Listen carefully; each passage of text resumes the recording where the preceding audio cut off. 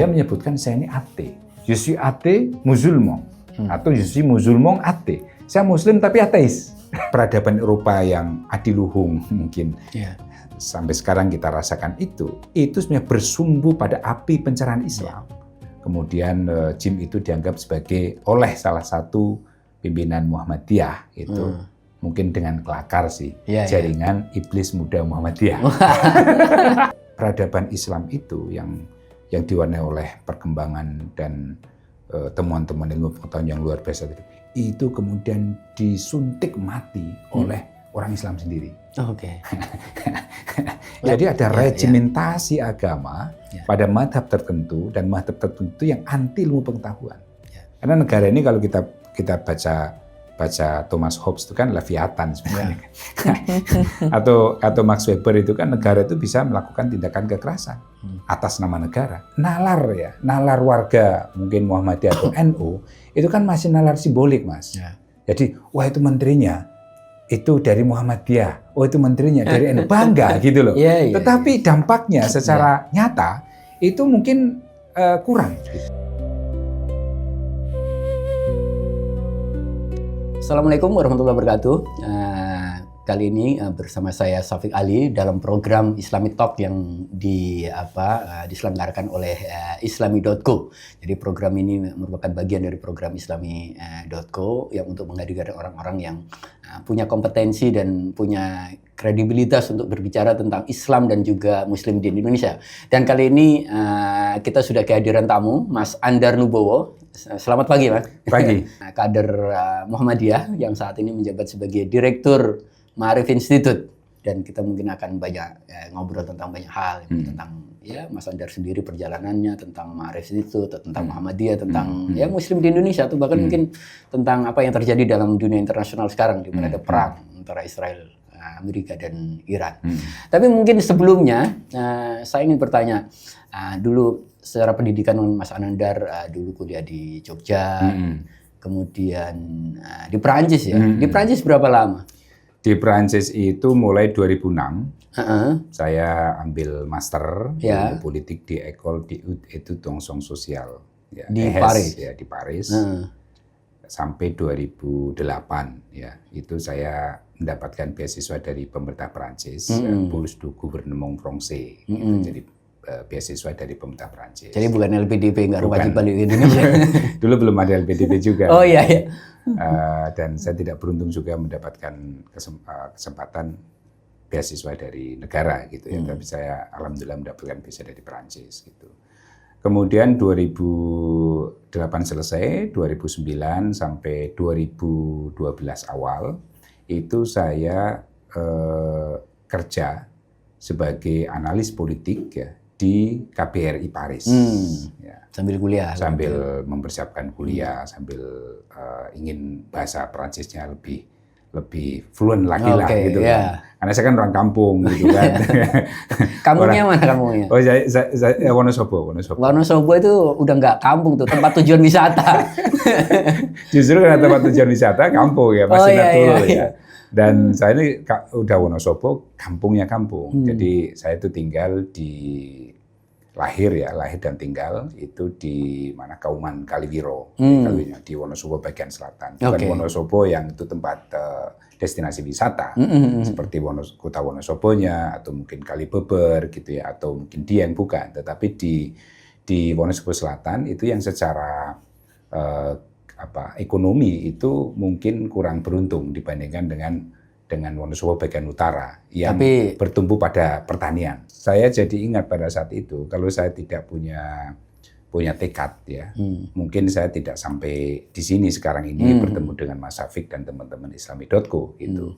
Mungkin kalau saya tidak mimpi untuk sekolah gitu ya, di tengah situasi kampung yang terbatas ya informasi dan juga jauh secara geografis dari pusat kota, mungkin saya sekarang seperti sebagian besar teman-teman saya di SD yang masih di kampung atau dia merantau ke. Jadi sebagian teman-teman SD itu sebagian besar tidak kuliah? Tidak kuliah. Okay. Bahkan mungkin yang kuliah cuma saya. Mungkin saya pertama yang kuliah di kampung itu. Ya kayaknya mirip-mirip dengan kampung saya juga. Ya, tapi saya kan kuliahnya udah dari zaman Orde Baru kan. Sampai kan kuliahnya pasca Orde Baru. Gitu. Iya, pasca Orde Baru. Jadi situasi di kampung saya itu memang pada saat itu masih jarang yang terekspos untuk melanjutkan sekolah atau kuliah di luar gitu ya. Dan saya beruntung bapak ibu saya itu guru ya, guru TK, SD, terus kemudian SMP. Bapak saya ibu guru TK dan SD itu aktivis ya, aktivis Muhammadiyah dan Asia. Nah seringkali mereka itu ikut pengajian-pengajian di kota. Nah, begitu pulang dari Wonosobo itu mereka bawa majalah gitu ya. Saat itu tuh majalah Panji Masyarakat, majalah kalau Muhammadiyah Suara Muhammadiyah, kemudian ada media dakwah ya. Itu yang kemudian menjadi bahan bacaan saya ketika kecil. Iya. Nah, ketika saya masih SD, saya tahu nggak tahu, paham tidak paham, itu kalau habis pulang dari sekolah gitu atau lagi santai itu saya buka-buka majalah itu. Dan disitulah kemudian yang menginspirasi saya untuk ke sekolah tinggi. Gitu. Jadi saya ingat di Panji Masyarakat itu tahun 80-an misalnya itu ada foto Azumardi Azra kemudian Komarudin Hidayat yang pada saat itu masih menjadi wartawan, jadi foto redaksi. Terus kemudian saya juga membaca tulisannya Profesor Bahtiar Effendi pada saat itu yang tahun 80-an itu ikut program AFS ke Amerika, SMA, dulu kan santri di Pabelan, terus kemudian mendapatkan beasiswa AFS selama 1 tahun untuk belajar di Amerika. Nah, saya masih ingat itu fotonya itu. Dia mencatatkan itu di Panji Masyarakat. Nah, itu yang menginspirasi saya. Selain juga tulisan-tulisan para pemikir-pemikir Muslim lainnya, itu yang sebagian itu di kemudian hari saya kenal dan kemudian dekat dan bahkan menjadi senior atau kolega gitu di tempat kerja. Jadi memang persentuhan dengan landscape di luar, dengan aktor-aktor, dengan figur-figur tokoh-tokoh dari majalah itu mempengaruhi besar. Mempengaruhi, betul. Dan itu yang menginspirasi saya itu. Untuk sekolah, untuk kuliah. Untuk kuliah. Dan pada saat itu saya sudah terpapar dengan gagasan-gagasan Cak Nur, ya.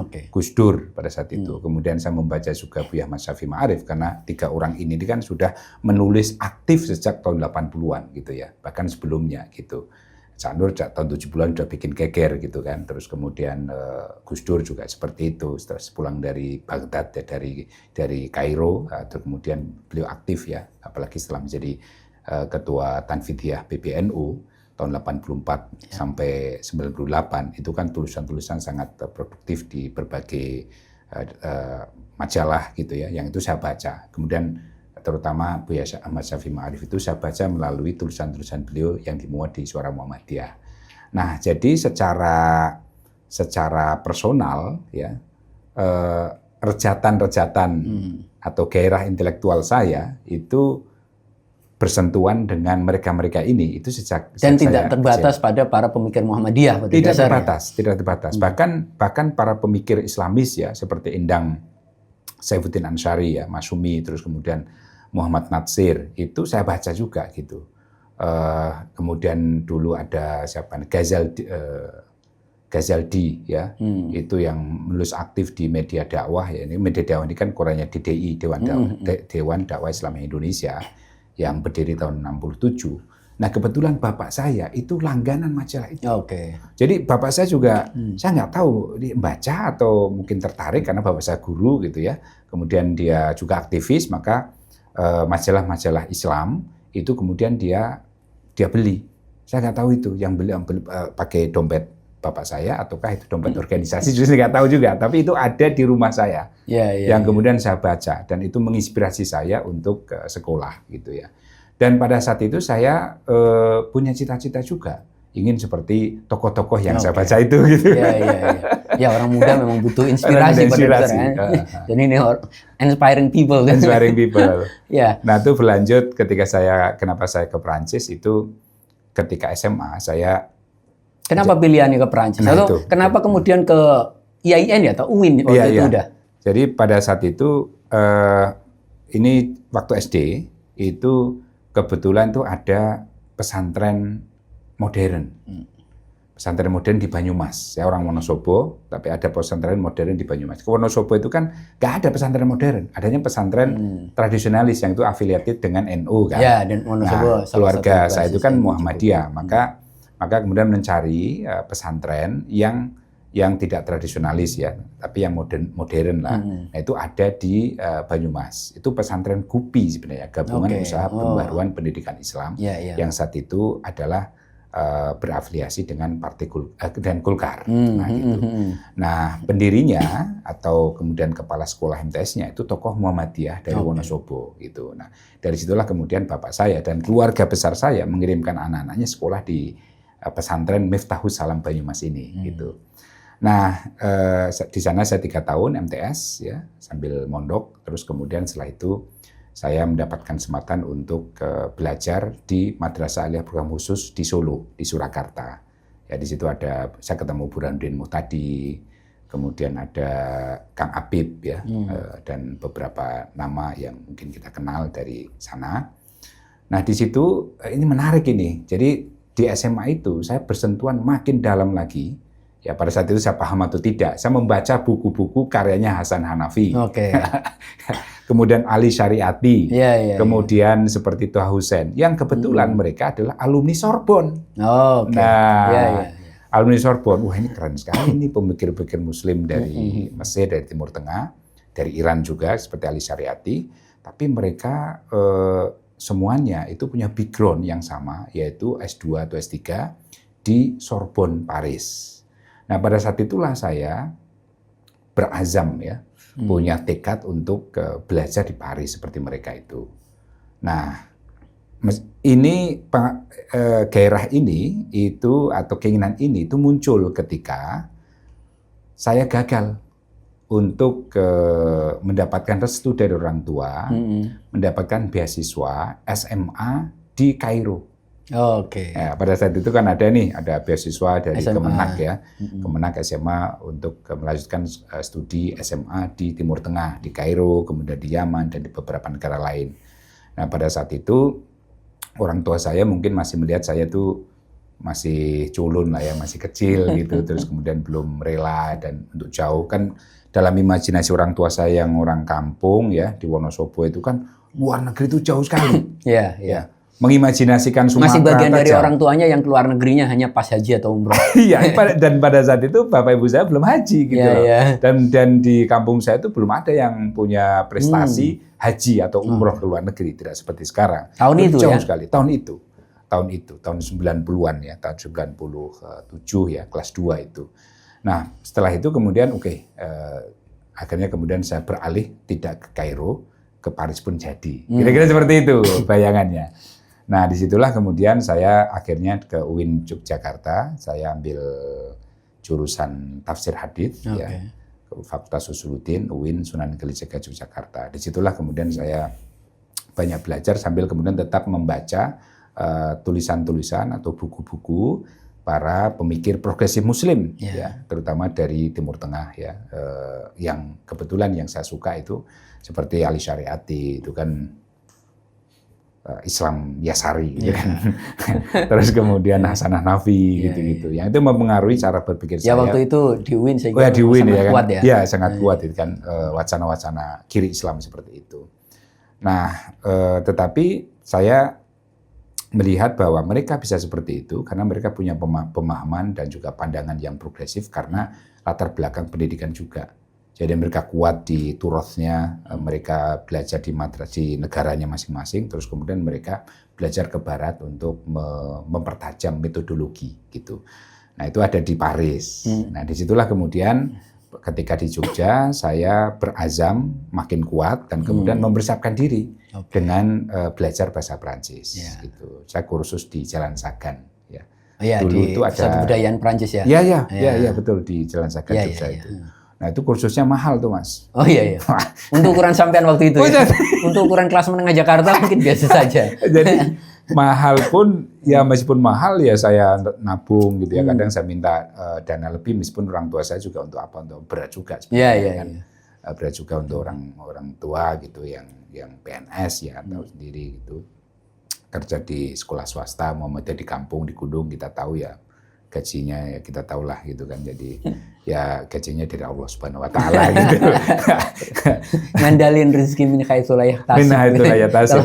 Begitu. Nah, tapi saya karena saya niat terus kemudian saya belajar bahasa Perancis gitu ya. Saya senang gitu ya. Saya ketemu dari situlah kemudian saya terpapar juga dengan teman-teman non santri. Ya. Jadi teman-teman yang belajar Perancis biasanya kan berlatar belakang sekuler. Iya.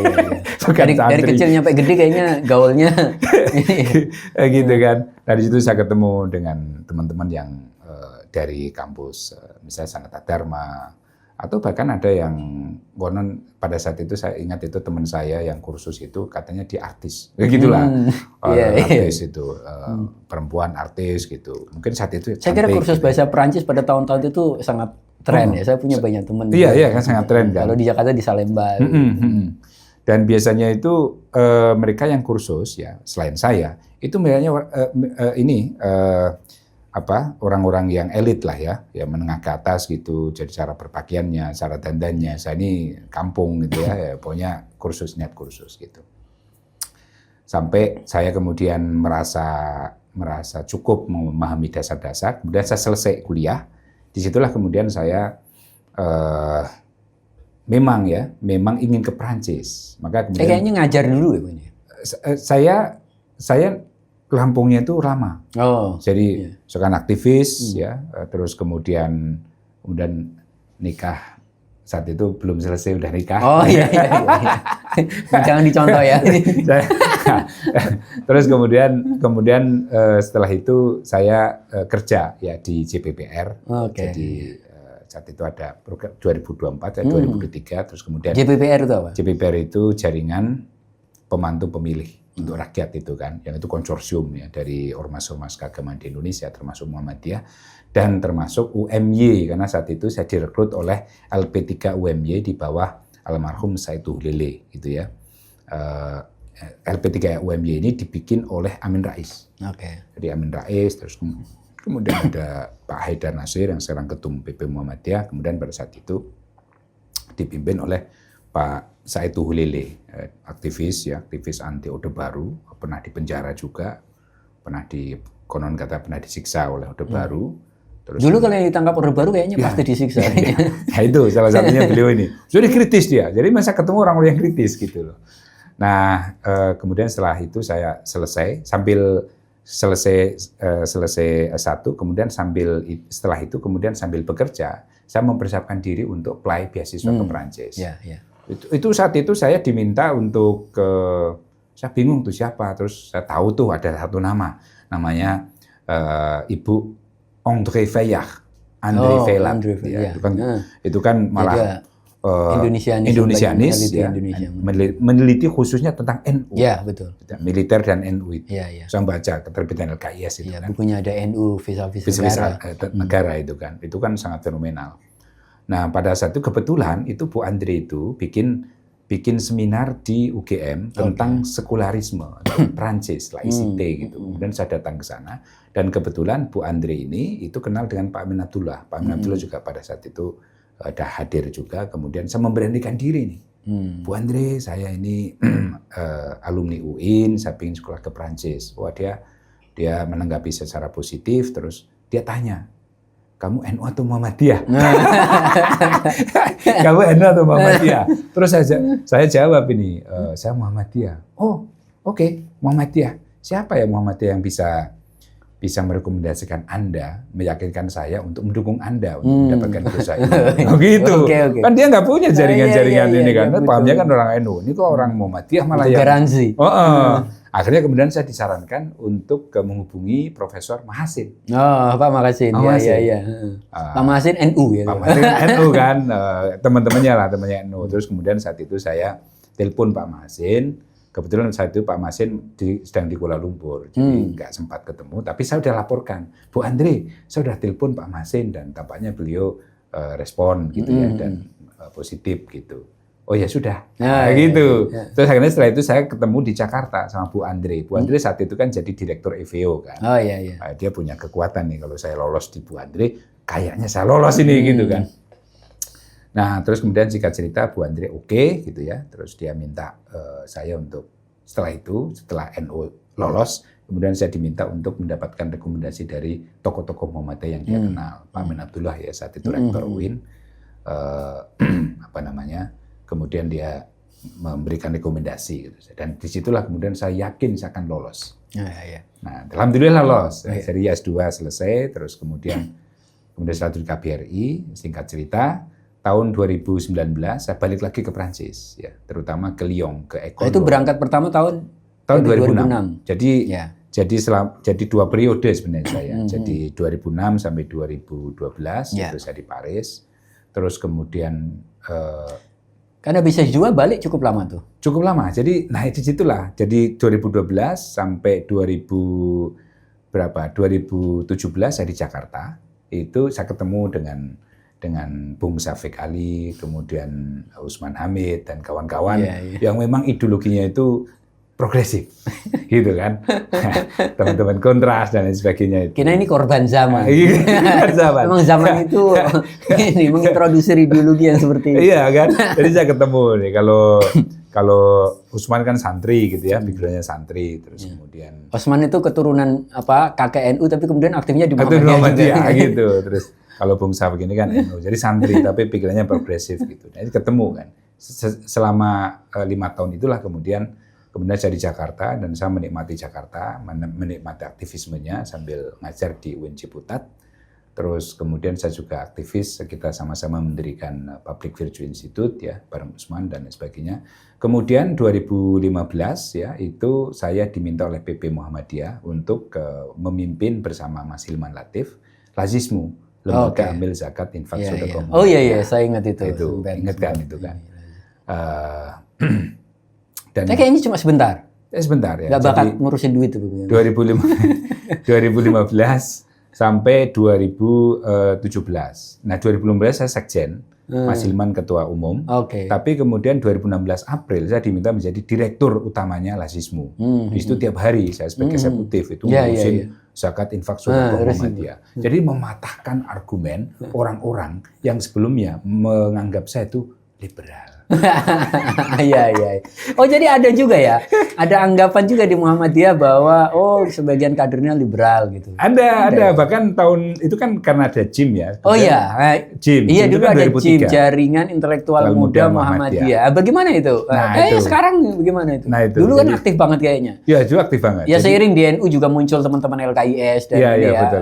KMNU dan saat itu. JIL itu kan lahir tahun 2003. Itu berkat mentorship-nya Dr. Muslim Abdurrahman. Kang Muslim pada saat itu direktur eksekutif Maarif Institute. 2003 Maarif Institute dibikin, kemudian direkturnya Kang Muslim, kemudian bikinlah itu JIM.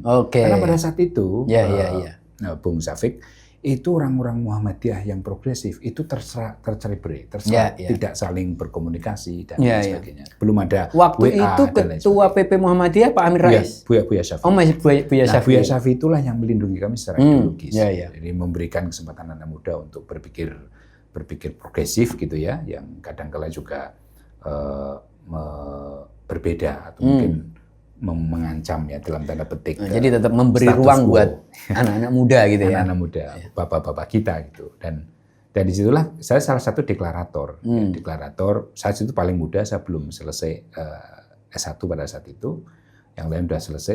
Syarat masuk JIM pada saat itu kan harus lulus S1 dan nulis di Quran gitu kan. Kebetulan saya sudah nulis Quran tapi belum lulus gitu. Nah itu saya satu-satunya yang belum lulus, yang lain udah pada selesai gitu ya. Seperti Zuli Qadir itu Mas Zuli saat itu malah sudah sedang S3. Kemudian Zakyuddin Bedowi S3. Hilman Latif mau berangkat S2. Jogja semua itu ya. Jogja semua. Jogja, Solo, kemudian Jakarta malah setelahnya gitu ya. Nah, terus kemudian ada Fuad Fanani pada saat baru selesai, nah dia yang mengkoordinir kami. Yang muda ya saat itu saya Fuad Fanani gitu. Nah, itulah kemudian rejatan-rejatan intelektual itu muncul seiring dengan dibentuknya JIM gitu ya. Kita kritis ke dalam, kita kritis ke Islam juga, maka Kemudian JIM itu dianggap sebagai oleh salah satu pimpinan Muhammadiyah itu mungkin dengan kelakar sih, jaringan iblis muda Muhammadiyah. Jadi kami itu dianggap liberal, dianggap iblis, les Muhammadiyah macam-macam. Sampai 2005 itu JIM itu betul-betul dipersoalkan. Seiring dengan wacana liberal ya, Islam di dalam konteks masyarakat. Apa terutama yang dipersoalkan? Misal gagasan apa atau sebenarnya entitasnya itu? Karena JIM itu diidentikan dengan JIL, jaringan Islam liberal. JIL ini sudah punya NU. Oke. Ada Mas Ulil karena di sana. pendirinya Mas Ulil. Ya, Mas Ulil kan teman-teman NU kan di situ semuanya. Nah, Muhammadiyah itu bikin sendiri JIM, ya kan? Sebenarnya ini sebagai alternatif ya bagi anak-anak muda Muhammadiyah yang berpikiran progresif untuk tetap meneruskan ya spirit intelektualisme di Muhammadiyah. Tetapi kemudian karena pada saat itu wacana liberalisme Islam dan Islam lagi menguat, maka JIM juga kena imbasnya. Kita diidentikan dengan teman-teman JIL. Meskipun platformnya kita, ideologinya orientasi intelektualnya berbeda. Ya kan jelas beda. Jaringan intelektual muda sama jaringan Islam liberal kan beda gitu. Jadi kalau JIM itu kita punya 3 pilar. Pertama adalah hermeneutika. Nah, jadi kita berbasis pada pemahaman teks Al-Quran dan hadis, tapi dengan pendekatan hermeneutik. Nah, pada saya hermeneutik kan ditolak gitu kalau bagian intelektual Muslim yang lain gitu. Kemudian yang kedua adalah ilmu sosial kritis. Nah, jadi nabi-nabi kita, nabi-nabi intelektual kita itu ya madhab Frankfurt, madhab kritis Prancis, terus kemudian Muslim kiri seperti Hasan Hanafi, terus kemudian Farid Ishaq ya. Terus kemudian dalam konteks gender itu ada Aminah Wadud ya, Fatimah Bernisi dan sebagainya. Itu bacaan-bacaan wajib kita. Kemudian ada Paulo Freire gitu ya untuk pendidikan kritisnya. Itu bacaan-bacaan wajib yang bertumbuh pada metodologi ilmu sosial kritis. Kemudian yang ketiga itu adalah New Social Movement. Tujuannya apa? Dengan menafsirkan secara hermeneutik, terus kemudian ilmu sosial kritis, maka kita akan menjadi movement baru. Kira-kira seperti itu. Nah, kalau New Social Movement sebenarnya kan spiritnya sama dengan Muhammadiyah. Spirit dengan Muhammadiyah. Nah, itu yang kemudian dipersoalkan itu, terutama di Muktamar Muhammadiyah tahun 2005. Itu betul-betul kelompok liberal, dianggap liberal. Itu dalam tanda petik itu di toppling down.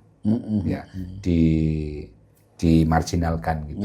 Misalnya dilokalisir. Di PP Muhammad, terutama pengurus-pengurus pada masa Buya Ahmad Syafi'i Ma'arif tahun 2000 sampai 2005 seperti Pak Amin Abdullah, kemudian Pak Munir Mulkan, kemudian yang lain-lain itu dianggap tidak cocok memimpin Muhammadiyah lagi, maka kemudian mereka tersingkir dalam muktamar.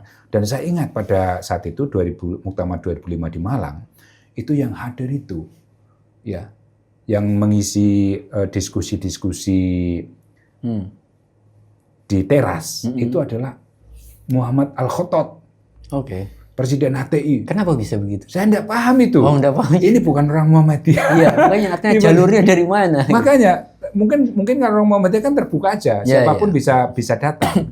Nah, mereka itu menghadiri diskusi-diskusi di emperan-emperan itu bukan yang resmi ya. Kalau resmi kan mereka enggak bisa. Iya. Nah, pada saat itu saya memoderatori diskusi. Di hadapan saya itu orang berjubah, kemudian pakai pakaian putih-putih peserta. Jadi peserta bukan ini. Terus kemudian mereka itu selalu meneriakan ya takbir ya kalau ada sesuatu yang nggak sesuai dengan pandangan mereka takbir, terus kemudian mereka bertanya seperti itulah kita tahu ya teman-teman seperti itu. Dan mereka melakukan pressure ya ideologis kepada muktamirin Muhammadiyah bahwa liberalisme itu berbahaya bagi Islam gitu. Nah, ini JIM. Nah, sekarang jadi memang kelihatan sebenarnya pasca reformasi ya. Awal-awal reformasi itu memang pertarungan wacana, diskursus paradigma pemikiran Islam itu sangat kuat ya. Betul. Dan itu menggelinding terus sebenarnya gitu ya. Kemudian sampai pada tahun 2010-an lah ya. 2005-2010 itu Pak Din Samsudin itu kan orangnya akomodatif ya, politik akomodatif lah dia itu kan pandangannya. Jadi yang kelompok-kelompok progresif yang mungkin dianggap liberal juga diakomodasi. Misalnya saya itu dilibatkan, saya Fuad Fanani dan teman-teman dilibatkan untuk mengurus sisi-sisi bikin acara World Peace Forum.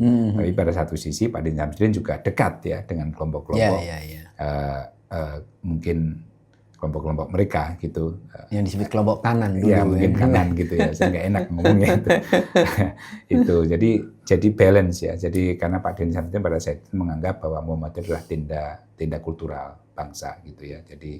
Jadi rumah bersama gitu. Nah sekarang kenapa kayaknya Jim atau ini hilang semua generasi Muhammadiyah yang progresif ini?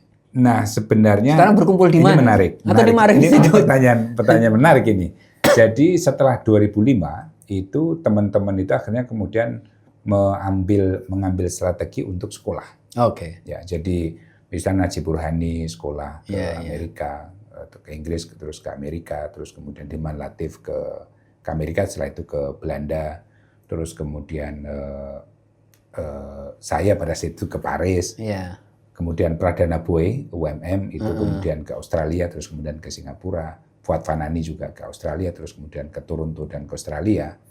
Nah, selesai ya sekolah, kemudian selesai pulang, kemudian masuk terserap ke struktur Muhammadiyah. Oke. Seperti Liman Latif saya itu kan, jadi ngurusin lazismu. Jadi itu mematahkan juga argumen bahwa, karena pada tahun 2005 itu saya termasuk yang dianggap sebagai virus sekularisme, liberalisme di Muhammadiyah. Jangan sampai mencemari Muhammadiyah. Nah, ada 13 orang itu. Ada listnya begitu? Saya ada listnya itu. Itu yang bikin list siapa? Yang bikin list itu saya nggak tahu siapa, tetapi itu di majalah Hidayatullah. Hidayatullah. Itu ada list 13 tokoh virus sabilis, ya gitu. Mungkin masih ada itu kalau di Google itu masih ada. Jadi ada Buya, kemudian Amin Abdullah, ada Muslim Abdul Rahman, kemudian ada saya, ada Zuli, dan ada Fuad Fanani, kemudian ada Pit Haidir ya pada saat itu. Ya orang-orang Jim tadi. Itu menggugurkan. Ini orang liberal kok ngurusin zakat. Nah, gitu-gitu. Tapi kemudian ketika di lazismu saya mencoba melakukan tafsiran-tafsiran yang menurut saya itu progresif lah ya. Jadi misalnya kita meratifikasi SDGs di lazisme sebagai acuan kita untuk menyalurkan program. Jadi tetap ada 8 asnaf atau ayat 60 ya.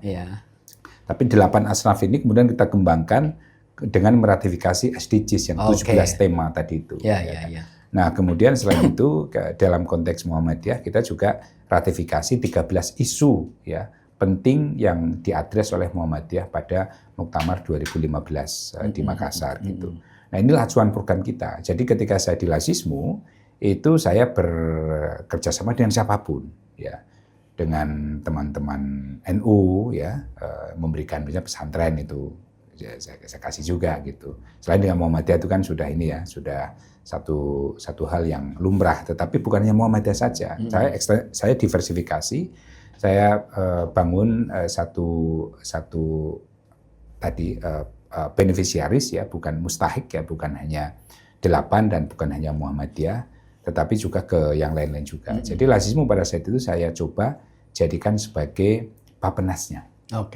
Nah, kemudian Kementerian Keuangan dan Bapenasnya atau Dirjen Pajaknya lah gitu kan. Terus kemudian memegang duit Wah, saya mendistribusikan itu bukannya ke Muhammadiyah tapi ke yang lain. Kita bikin program misalnya Indonesia Terang di NTT yang mayoritas non Muslim. Terus kemudian kita bikin floating clinic ya. Klinik apung Saitu Hulile yang kita kemudian kita donasikan kepada masyarakat di Maluku, di Ambon gitu, untuk melayani kesehatan pulau-pulau terpencil. Gitu. Dorong hadir untuk hadir di masyarakat ini. Ya. Nah, pertanyaan tadi, saya memang sebentar di lazismu, karena pada saat itu ketika saya di lazismu itu saya kemudian terpikir untuk sekolah lagi. Nah, sudah ada nih panggilan ke Singapura di RSIS sebagai fellowship, terus kemudian 2015, waktu itu sempat di Raja Ratnam. Di Raja Ratnam kan. Cuma 2015, tapi karena saya diminta PP Muhammadiyah di lazismu, kemudian saya tunda. Sampai kemudian saya lihat lazismu sudah mulai dari papan bawah, mungkin kemudian sudah mulai naik tengel-tengel gitu ya, apa bahasanya, mulai muncul lah ke publik ya, ke diskurs, kemudian ke aktivitas dan sebagainya. Udah cukup, kemudian saya resign dari Lazismu untuk ke Singapura mempersiapkan sekolah saya. Terus kemudian PP Muhammadiyah mengizinkan, Lazismu udah jalan, terus kemudian silakan Anda kalau mau melanjutkan studi. Saya di Singapura persiapan 2 tahun itu belajar. Saya kan udah nggak baca lagi itu, nggak nulis, saya banyak aktivisme kan. Terus kemudian saya punya kesempatan ya di Raja Chartered untuk belajar membaca lagi, menulis lagi. Kemudian saya mendapatkan tawaran beasiswa Prancis ya tahun 2009. Dari pemerintah Prancis juga. Pemerintah Prancis lagi untuk S3 di sana itu bersama Remy Madinier. Itu juga Indonesianis, sejarawan ya. Disertasi tentang Masyumi. Kemudian profesorship-nya kemarin itu tentang Katolik. Itu menarik itu. Nah, selesai tahun 2023. Jadi 2012, 2003 saya di École Normale Supérieure Lyon. Di Paris? Ya di Lyon itu. Di Lyon. Oh, yang S3-nya? Yang S3-nya. Yang S3-nya di Lyon. Nah, di situ kemudian saya pulang dari Lyon setelah selesai pulang. Terus kemudian Mei 2024 saya diminta untuk memimpin Ma'arif Institute. Mas Andar kan S2 maupun S3-nya di Paris. Apa pengalaman yang didapatkan yang tampaknya berbeda dari misal pengalaman bersekolah di Indonesia? Kurang lebih 10 tahun saya tinggal di Paris, 2 periode tadi itu ya. Itu saya menemukan banyak pencerahan. Ya. Pertama, saya melihat bahwa Prancis ya, dengan ya tentu ada positif negatifnya, tapi saya melihat bahwa sistem sosial, sistem politik dan sistem kebudayaan mereka itu betul-betul memenuhi atau mengafirmasi apa yang disebut oleh Muhammad Abduh 100 tahun silam, bahwa saya melihat Islam itu di negara barat.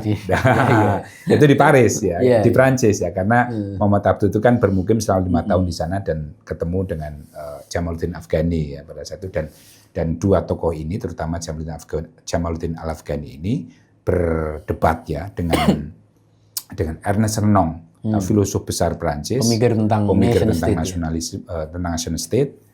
Ya, pemikir agama juga, dan punya ketertarikan di akhir-akhir hidupnya itu pada Islam.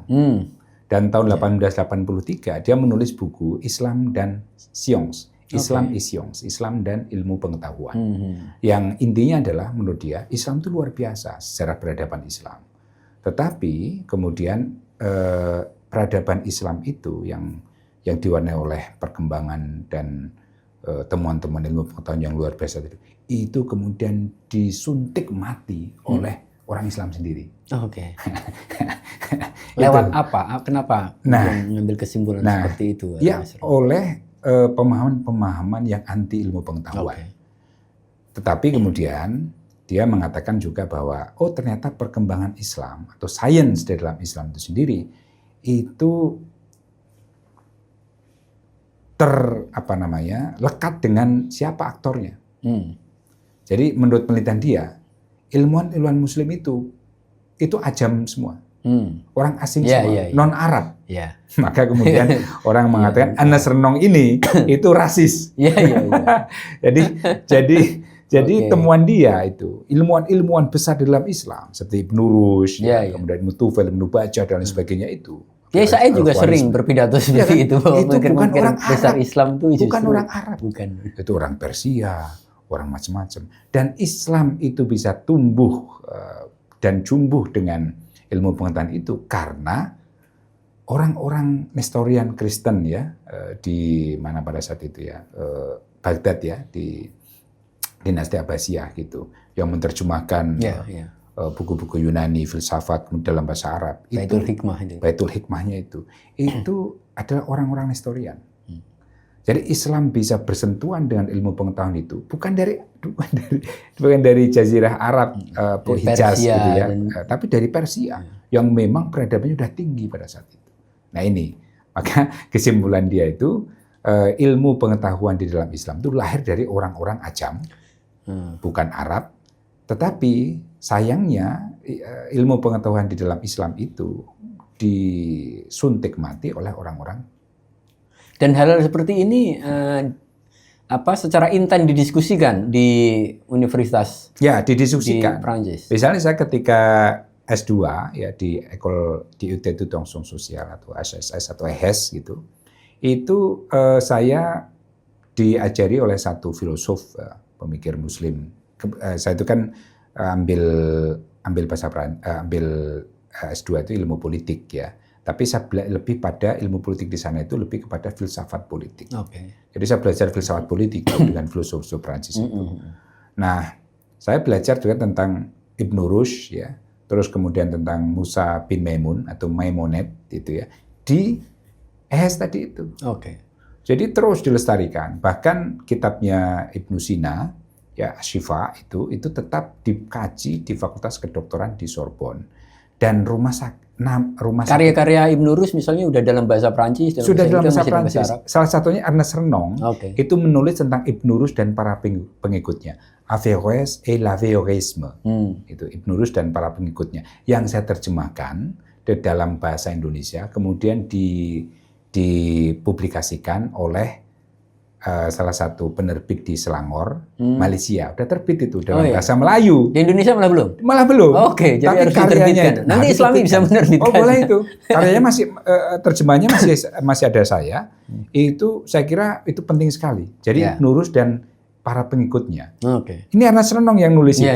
Jadi dia mengatakan bahwa Ibn Rushd itu luar biasa. Seorang yang progresif, yang murid-muridnya itu bukannya Islam, tetapi Yahudi, Kristen, yang murid-muridnya kemudian menyebar ke daratan Eropa, dan disitulah kemudian api pencerahan Eropa muncul.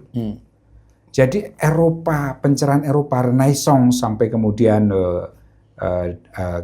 peradaban Eropa yang adiluhung mungkin sampai sekarang kita rasakan itu sebenarnya bersumbu pada api pencerahan Islam yang diteruskan oleh para pemikir-pemikir Barat yang belajar kepada tokoh-tokoh Islam. Ibn Rushd salah satunya itu. Ibn Sina misalnya sekarang menjadi nama rumah sakit publik Prancis. Hôpital Avicenne. Di Paris? Di Paris. Di Prancis pokoknya. Hôpital Avicenne. Kemudian ada École Avicenne. Gitu. Jadi Ibn Sina itu lestari. Dan itu sudah menjadi peradaban kemanusiaan. Ibn Sina kan, tapi karena karya-karyanya dia dahsyat gitu ya di bidang kedokteran terutama, itu maka kemudian dilestarikan, dia berikan menjadi nama institusi-institusi kesehatan di Perancis gitu. Luar biasa itu, luar biasa. Dan itu kemudian saya melihat, wah, saya kira Islam itu perlu menjadi Islam yang mencerahkan, seperti para ilmuwan-ilmuwan Muslim, ulama, fuqaha, tapi juga saintis gitu ya, yang menemukan ilmu pengetahuan, matematika, astronomi, ilmu kedokteran. Ibn Rushd ini kita kenalnya kan Bidayatul Mujtahid wa Nihayatul Muqtasid sebagai seorang fuqaha. Yang lain-lain tidak diajarkan. Ya kan diajarkan. Padahal dia itu salah satu filosof dan dokter Muslim yang melakukan bedah pertama di dalam ilmu kedokteran. Ya, dulu tradisional, sekarang modern. Jadi yang melakukan surgery itu, bedah itu, Ibn Rushd. Itu kan kita nggak tahu. Kita taunya fikihnya aja itu. Ikhtilaf di dalam fikih ya. Kita itu juga. Jadi banyak yang berpendapat memang ya peradaban Islam itu runtuh. Selain karena runtuhnya Imperium Islam, tapi juga karena memang tradisi keilmuannya kemudian berhenti pada fikih atau ilmu-ilmu keagamaan. Setuju saya. Jadi fikih ini menurut saya bagus ya, tetapi nalar fikih itu yang menjebak kita, yang menurut saya ikut berkontribusi pada pemikiran yang jumud ya, di dalam umat Islam sendiri, dan karena jumud itulah kemudian yang kita perdebatkan dan persoalkan itu selalu bermuara pada persoalan fikih, bertumpu dan bermuara pada persoalan khilafiyah fikih tadi. NU dan Muhammadiyah itu berpuluh-puluh tahun, bahkan mungkin sampai sekarang gitu kan. Dari sekarang urusan terawih udah enggak. Banyak anak NU udah terawih 5 rakaat. jadi itu karena nalar kita itu nalar fikih sebenarnya, dan itu menjebak ya. Selain juga nalar-nalar yang lain. Nah, saya banyak pencerahan ya ketika saya bermukim di Prancis ya, membaca, kemudian bergaul ketika saya di Prancis, misalnya di Paris terutama, ketika fase saya di Paris tinggal waktu master dan juga di KBRI, saya itu kan dianggap sebagai ustadz di sana itu. Disuruh khutbah Jumat. Suruh khutbah Jumat, suruh ngaji dari toddler, dari anak-anak, balita sampai orang dewasa. Dan saya disuruh memimpin tahlil. Kalau ada yang meninggal atau keluarganya di Indonesia meninggal. Bisa tahlil jadi? Oh, saya bisa tahlil. Sebagai orang Muhammadiyah di Wonosobo bisa tahlil. Sebagai orang Muhammadiyah di Wonosobo saya bisa tahlil gitu ya. Saya karena pada saat karena saya melihat bahwa di sana itu tidak ada yang mungkin saya sebenarnya nggak pernah di Indonesia suruh khutbah kemudian suruh ngaji, nggak pernah. Saya justru diminta ngaji, ngisi pengajian, minta khutbah, ngurusin jadi marbot gitu ya di Masjid KBRI Paris itu setelah di Paris itu karena mereka tahu dari IAIN, dari yang lain-lain nggak ada yang lain-lain nggak ini wah ini aja nih yang alumni IAIN gitu. Dan pernah nih ada pengalaman personal yang menarik gitu. Pada satu hari ini adalah satu keluarga dari Indonesia yang udah lama tinggal di Paris, terus kemudian sakit kakinya itu sudah berminggu-minggu sakit, udah ke dokter itu nggak sembuh-sembuh. Terus datanglah ke pengajian saya. Setelah selesai pengajian, kemudian mendatangi saya. Terus kemudian dia nanya, bukan nanya, Ustadz Andar, ini minta doanya. Suwo istilahnya. Iya. Nyuwo ini. Jadi orang Indonesia walaupun udah di Paris tetap Indonesia ya. Itu dia. Jadi minta ke mungkin kiai kalau di Indonesia kiai. Kiai itu kan dekat dengan Allah Subhanahu wa taala. Doanya mustajab, bisa nyuwuk, bisa mengobati macam-macam. Nah, pada saat itu nggak mungkin kan saya menolak, waduh, saya nggak bisa dan sebagainya. Itu kan akan membuat kecewa gitu, jamaah gitu. Terus kemudian, oke, ayo mari kita doa bareng-bareng, saya doakan. Nah, seminggu kemudian datang lagi ke KBRI, ke Masjid KBRI itu, kemudian sudah sehat itu. Alhamdulillah Ustadz Andar, terima kasih ini kaki saya ini sudah sembuh. Habis itu kita enak itu dapat kiriman macam-macam. Dapat makanan, dapat baju-baju bekas. Itu kan kalau perspektif yang sekuler akan dianggap itu placebo effect. Kan. Kalau buat yang religius ya, itu memang ya rahmat Tuhan. Rahmat Allah itu kan. Nah, saya melihat bahwa meskipun orang Indonesia, orang Islam Indonesia sudah di Prancis, tetapi cara beragamanya itu masih Indonesia. Masih percaya pada sesuatu yang bagi orang modern itu mungkin tidak masuk akal. Kalau sakit ya ke dokter gitu. Ya saya kira masyarakat Indonesia memang pada dasarnya religius dalam arti bahwa percaya ada kekuatan adi duniawi gitu kan yang di luar manusia. Kalau Barat yang berbasis pada sekularisme kan antroposentris. Indonesia ini kan dulu dari mungkin ketika kosmosentris itu udah rontok, ganti kan ke teosentris dan itu ya tidak hilang. Dan itu ternyata juga saya melihat di komunitas masyarakat Muslim lain. Jadi kalau kita bicara tentang Islam di Prancis itu kan Islam dari mana?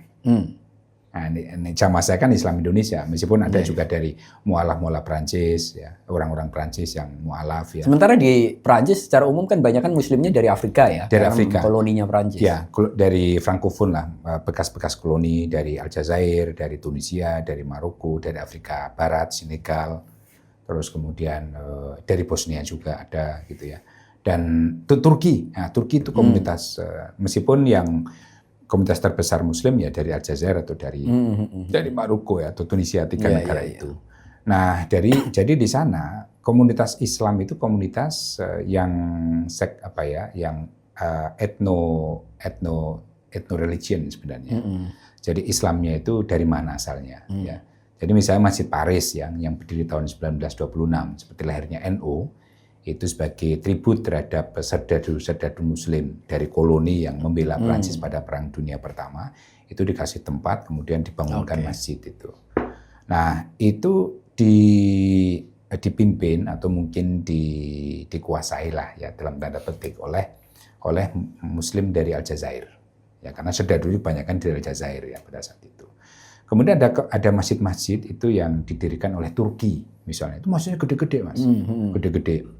Terus atau dari Maroko, ini tergantung komunitasnya. Masjid karena ini komunitasnya juga besar ya. Komunitasnya besar. kira kurang lebih 10% lah ya. Meskipun tidak ada sensus resmi. Ya, 10% dari kurang lebih 65 juta lah. Mungkin sekitar 6 sampai 7 juta yang muslim di Perancis. Ini belum yang sekuler atau yang enggak gitu, tapi karena ada banyak yang ada misalnya seperti Abdul Wahab yang mengatakan saya muslim, dia keturunan dari Afrika Utara, kalau nggak salah Maroko ya. Itu dia Abdul Wahab, dia penulis ya, Lama Ladidul Islam, penyakitnya Islam. Terus kemudian dia kritis terhadap Islam juga, mungkin terhadap Islam yang ada di negara asalnya gitu ya. Dan dia menyebutkan saya ini ate, je suis ate musulman, atau je suis musulman ate. Saya muslim tapi ateis. Itu menarik. Artinya Islam itu sudah menjadi kategori kebudayaan, tradisi, bukan entitasnya agama lagi. Udah ya ethno-religion tadi, bukan agama. Bukan agama lagi. Jadi kan menarik. Nah itu yang memberikan pemahaman saya dalam konteks Islam di Indonesia kan mungkin udah kejawen ya. Nah itu Islam, tetapi mereka Jawa gitu ya dan sebagainya. Mungkin di tempat-tempat lain juga ada gitu. Nah jadi saya melihat mayoritas masyarakat Muslim, komunitas Muslim di Prancis itu konservatif, Mas. Jadi saya membayangkan pada saat itu konservatifnya konservatif itu mereka fikihnya itu fikih yang ini, terus kemudian ya kita tahulah misalnya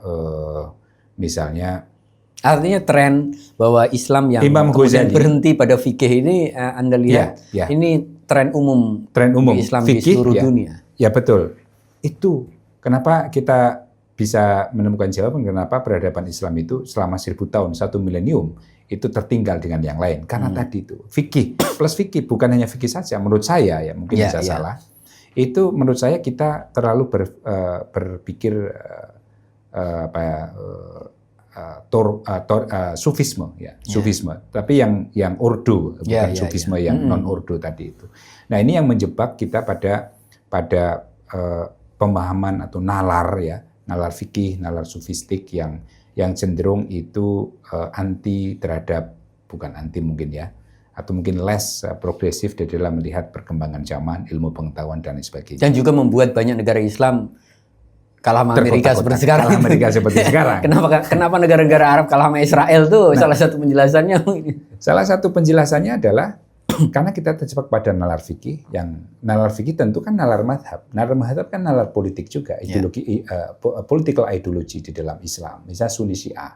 Nah ini kan menjebak kita selama ribuan tahun. Betul. Nah, kenapa kita tidak mencoba membebaskan nalar kita tadi, nalar ideologis ya, primordial yang sangat sempit tadi itu, supaya kita itu kembali kepada api Islam yang progresif ya, seperti pada abad-abad pertama Islam. Indonesia ini yang alim, yang pinter juga banyak gitu kan. Betul. Seringkali kita dengar lah dari para pemikir kita gitu loh. Tetapi seberapa? Ya, kita pernah punya ya intelektual progresif Muslim ya, seperti Cak Nur, Buya Ahmad Syafi'i Ma'arif dan Gus Dur saya kira. Nah mereka itu adalah pelopor pembaharu Islam di Indonesia, meskipun ada nama-nama besar sebelumnya ya, seperti kita mungkin Harun Nasution, dan kemudian setelahnya itu ada generasi-generasi setelahnya itu yang kemudian di dalam konteks NU dan Muhammadiyah itu kan mengecambah dan mewujud di dalam suatu jaringan, yang tadi itu jaringan Islam liberal, kemudian JIM itu ada jaringan intelektual muda Muhammadiyah, yang kemudian mungkin sekarang JIL sudah nggak aktif, JIM secara publik juga tidak terlalu aktif ya, tetapi JIM ini aktif terus Mas, melakukan kaderisasi, ada revitalisasi juga. Nah, saya kira peluang itu ada, ya peluang itu ada. Nah, tetapi peluang meskipun ada itu kita menghadapi situasi yang tidak mudah juga, ya ortodoksi dan ortopraksi Islam di Indonesia ini kan agak sensitif dengan isu-isu pembaharuan. Lapisan terbesarnya itu kan yang masih berpandangan fikih tadi itu. Pandangan fikih, pandangan sufistik ya, yang menganggap pembaharuan, kesan pembaharuan itu dari barat gitu. Padahal sebenarnya kan tidak. Liberalisme itu. Peradaban barat itu juga salah satu fondasinya dari peradaban Islam. Daripada Islam. Ya, disebut dengan Islam de Lumière, Islam pencerahan, itu kan seperti itu. Nah, ini yang menjadi tantangan kita. Jadi apalagi saat sekarang ini ya, ketika wacana atau diskusi ilmiah itu sudah semakin tidak populer, diganti dengan sesuatu yang lebih praktis ya, bukan praktis ya. Terus kemudian mungkin politik praktis dan lain sebagainya. Saya kira ini tentang besar kita. Nah, enklav-enklav intelektual progresif inilah saya kira perlu kita hidupkan, dan mereka-mereka ini yang punya harapan untuk mencerahkan ya umat Islam di Indonesia supaya tidak terjebak melulu pada nalar fikih. Fikih itu oke, saya juga sholatnya pakai fikih juga, tetapi jangan hanya berhenti pada fikih itu. Saya ingat Cak Nun itu pernah bilang, ulama di Indonesia kan ulama fikih. Atau mungkin Gus Dur bahkan itu istilah ulama itu sekarang sangat identik dengan ahli fikih atau tafsir hadis fikih lah. Ahli fikih ya, ahli fikih. Kalau yang dianggap di luar urusan keagamaan bukan ulama. Ya, padahal sebenarnya banyak nih tokoh-tokoh yang dia sebenarnya ulama kelasnya itu. Tetapi karena ulama mengalami penyempitan makna menjadi fikih tadi itu, maka Gus Dur itu dianggap bukan dianggap ya, les ulama lah meskipun memimpin. Kalau Gus Dur nggak dianggap, mungkin Ibnu Sina juga nggak dianggap.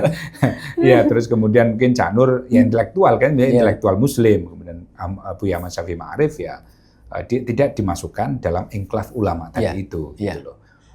Padahal banyak ya pemikir-pemikir Muslim progresif ya, dia paham turath, kemudian paham ilmu sosial kritis, kemudian baru kemudian bisa membaca dinamika Islam di Indonesia secara lebih kritis dan aktual, itu yang bisa disebut sebagai ulama. Tapi karena di Indonesia ini sekarang kan anggap aja Indonesia ini mayoritas Muslim dan dari mayoritas Muslim itu ya NU Muhammadiyah, anggap aja begitu kan.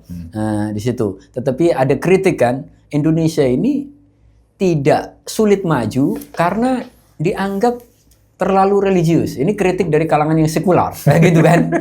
Dari kalangan yang sekular kan mengkritik kenapa Indonesia begini, karena Indonesia itu sangat religius. Dianggap bahwa orang yang religius tidak punya concern besar terhadap hal-hal di luar agama. Padahal kalau kita lihat sejarah Islam zaman dulu, ya ketika imperium Islam, semua concern terhadap semua hal yang dibutuhkan untuk memajukan masyarakat, untuk memajukan pengetahuan, memajukan peradaban. Dengan situasi yang seperti apa, Anda setuju kritik ini tadi ya?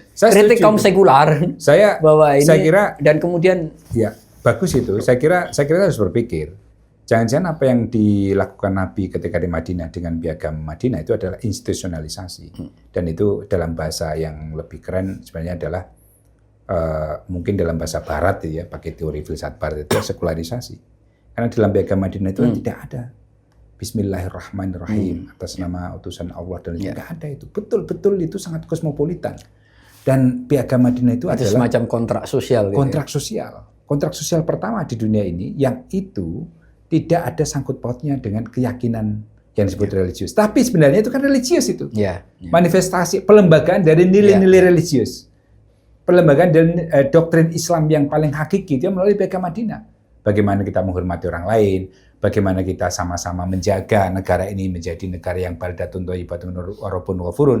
Kalau ada serangan kita bareng-bareng ya membela ya tanah air kita gitu. Ini kan keren sekali. Dalam konteks kebebasan beragama itu juga siapapun boleh, orang Islam silahkan, orang Yahudi silahkan, orang Kristen silahkan. Dihadapkan dengan realitas Indonesia hari ini. Nah itu jadi memahami agama itu menurut saya kurang tepat sekarang itu. Jadi kata religius sendiri itu identik dengan ibadah mahdhah.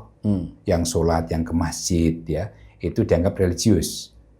Kan ada juga yang beragama itu ya bukan hanya masjid, tetapi juga aktivitas sosial lain, ekonomi, kemudian mungkin advokasi terhadap kelompok-kelompok yang rentan misalnya, itu kan bagian dari ajaran Islam atau ajaran agama, itu juga religius. Jadi makna religius sendiri sudah mulai penyempitan kepada makna yang bersifat simbolik, dan ini harus kita bongkar. Dan di satu sisi juga ada sekularisme. Jadi sekularisme itu face to face dengan negara. Padahal menurut saya itu tidak. Jadi tidak ada itu dalam pandangan saya ya. Kalau membaca sejarah awal Nabi Muhammad atau ya Nabi Muhammad ya menurut saya periode paling ideal itu Nabi Muhammad. Setelahnya itu kan ya kita tahulah warna-warni lah gitu ya. Nabi Muhammad saya menjadi rujukannya itu periode yang dikotomi sekuler dan agama itu tidak ada. Jadi menjadi seorang muslim itu juga harus berpikir untuk memajukan politik, ekonomi, sosial, dakwah, kebudayaan dan sebagainya itu. Dan juga inklusif. Gitu. Ada yang berpendapat pada Islam itu pada zaman Rasul itu sangat kultural. Saya kira sekarang justru tidak lagi menjadi sangat kultural, menjadi sangat formal. Sangat formal. Nah, karena kita terjebak pada sesuatu yang bersifat simbolik tadi itu. Kita memahami religiusitas itu secara simbolik. Jadi ibadah matonya, orang puasa, orang zakat dan haji dan sebagainya. Orang mungkin sekarang pakai peci, sekarang enggak ya ini. Ini pecinya fungsional kalau saya. Fungsinya banyak. Nah, bukan dikembalikan pada ruhnya Islam sendiri. Spiritnya itu apa? Spiritnya itu kan memajukan dunia untuk menggapai alam akhirat. Oke, tapi kan. Dalam konteks Indonesia harus memulai dari mana? Kita tahu misal Imperium Islam, misal Abbasiyah punya Baitul Hikmah, kemudian bahkan Imam Ghazali yang dianggap dituding membawa Islam untuk menjauh dari bidang ilmu pengetahuan sehingga memasuki kegelapan, pada dasarnya orang kampus. Nah, kalau melihat ini semua kan harus dimulai dari kalangan terdidiknya, kampusnya. Kalau lihat ekosistem akademik di Indonesia, saya ada beberapa jawaban ya. Pertama adalah kita harus kalau kita ingin menjadi Muslim yang sejati, ya sejati nggak ada nggak ya sejati. Tapi paling tidak kita harus membaca bukannya Al-Quran dan hadis, tapi juga sirah, sejarah. Sejarah ini penting menjadi salah satu pilar intelektual Muslim siapapun untuk. Quran sendiri sebagian isinya cerita tentang masa lalu. Ya, tentang masa lalu ya. Kemudian ada proyeksi juga masa depan. Hadis itu saya sangat kontekstual, tapi kita juga perlu membaca sejarah dan pendekatan yang lebih mungkin progresif dan dengan meminjam ilmu sosial yang ada atau mungkin ilmu-ilmu yang terkait dengan konsen kita gitu ya. Nah, yang kedua menurut saya, kenapa selama 1 milenium ini umat Islam itu tidak maju-maju. Kita susah sekali. Kalau kita bicara tentang pembaruan Islam, Nahdoh, itu sudah 200 tahun, Bu. Sejak Syekh Rafiq Rifat At-Tahtawi menulis buku yang sangat fenomenal pada saat itu, Mutiara Elok Paris. Itu kan fenomenal. Yang kemudian dia kan bermukim selama 5 tahun di Paris. Dia kan Syekh Salazar yang dikirim oleh Pasha Mesir untuk mendampingi menjadi imam mahasiswa Mesir yang mendapatkan beasiswa untuk studi di Paris, di Prancis.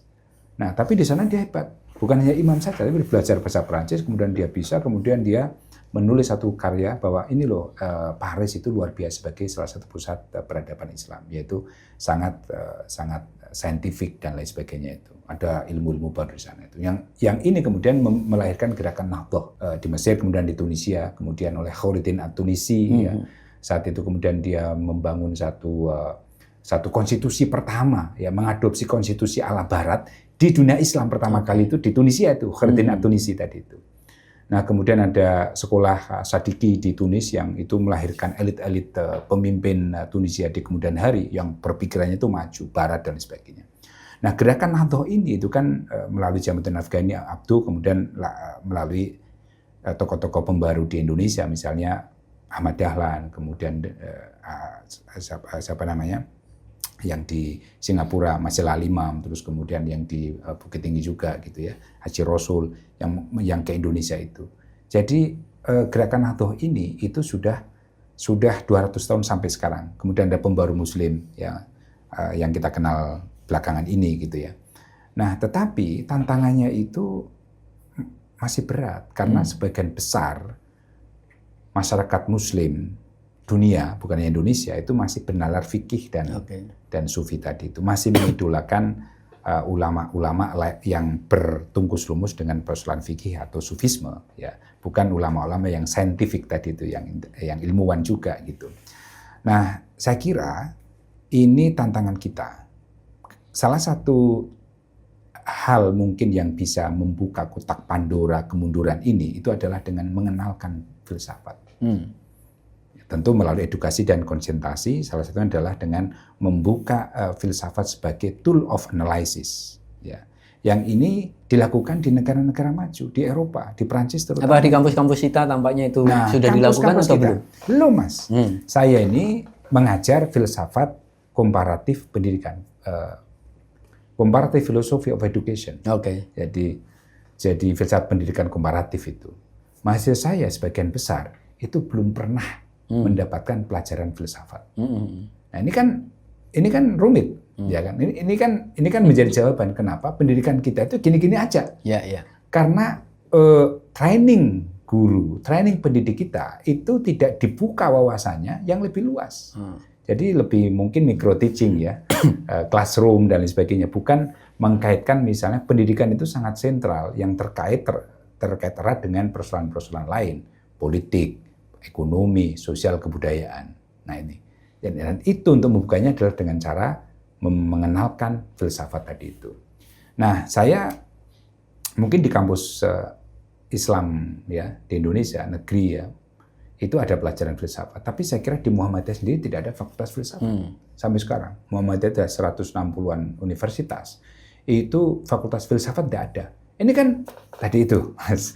Ya ini juga mungkin mempengaruhi juga. Mempengaruhi juga. Jadi dulu filsafat juga dia takhafutul falasifah. Takhafutul falasifah. Nah itu ada perdebatan Ibnu Ghazali yang sampai sekarang umat Islam seperti yang disebut oleh Nasranong itu memihak kepada partai agama yang dipimpin oleh Imam Ghazali. Ya. Kemudian menyingkirkan partai sains rasio yang dipimpin oleh Ibn Rushd. Dan partai agama ini itu kemudian mempengaruhi dunia Islam, termasuk di Indonesia, yang sampai sekarang kita tahu masih anti atau mungkin takut dengan filsafat. Nah, saya sendiri termasuk orang yang tidak sepenuhnya setuju pengkamping hitaman Imam Ghazali. Karena saya menganggap bahwa Imam Ghazali dia menguri-uri istilah Jawanya. Dia menghidupi tradisi ilmunya. Ya, betul. Bahwa kemudian kalau ada tradisi ilmu yang lain yang mati, sebenarnya bukan salahnya Imam Ghazali. Tapi salahnya betul. kita memahami. Saya kira itu dipengaruhi oleh landscape besar kekuasaan Islam waktu itu. Kita tahu bahwa ya peradaban runtuh itu juga ada karena wabah gitu kan, atau karena kalah perang gitu kan, karena kalah perang dan kemudian mereka kehilangan banyak ilmuwan. Kita bisa bayangkan Iran hari ini gitu kan, kalau para saintisnya semua dibunuh oleh Israel dan Amerika, kita bisa bayangkan mungkin Iran itu menjadi sangat fikih versi para mullah. Nah, saya setuju tadi itu. Jadi dalam konteks ya kita bicara tentang kemunduran Islam sama 1 milenium itu kan faktornya banyak ya.